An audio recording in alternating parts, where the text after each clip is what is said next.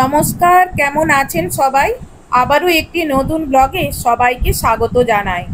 আজকে আপনাদেরকে আমি দেখাবো দেশের বাড়ি থেকে কি নিয়ে এলাম। প্রথমে এই বস্তা খুলে আপনাদেরকে দেখাই এই বস্তাতে কি নিয়ে এসেছি। এই দেখুন, এগুলো কি বলুন তো? এগুলো চন্দ্রমুখী আলু।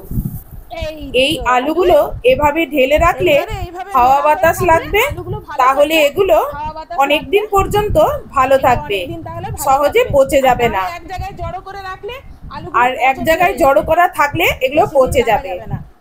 আর চন্দ্রমুখী আলুর বৈশিষ্ট্য তাড়াতাড়ি সিদ্ধ হওয়া আর খেতে মিষ্টি মিষ্টি।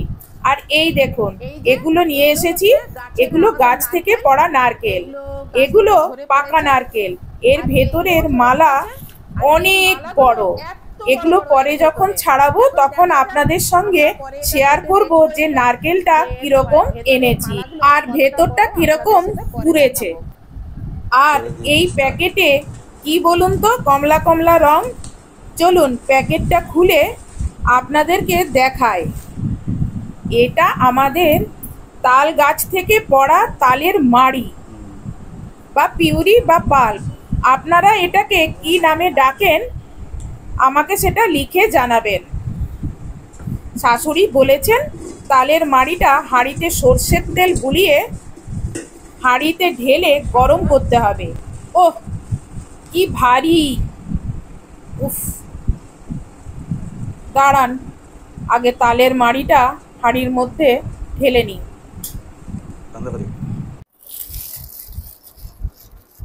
তাল নোচা হয়ে গেল।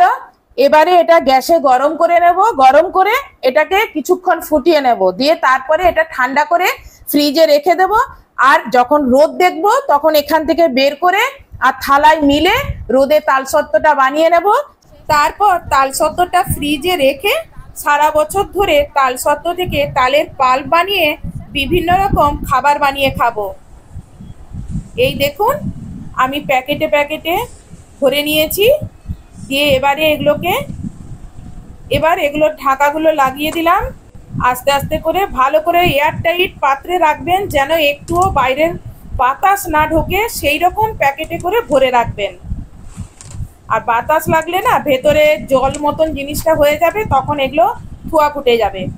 একদম ভালো করে এয়ারটাইট প্যাকেটে ভরে রাখলে এগুলো খুব ভালো থাকে। দাঁড়ান, ঢাকনাগুলো ঠিক করে আগে লাগিয়ে নিই। এবারে এগুলো গুছিয়ে নিয়ে ফ্রিজে রেখে দিলাম। আজকে এখানেই ভিডিওটা শেষ করছি। ভিডিওটা ভালো লাগলে লাইক, কমেন্ট, শেয়ার করবেন।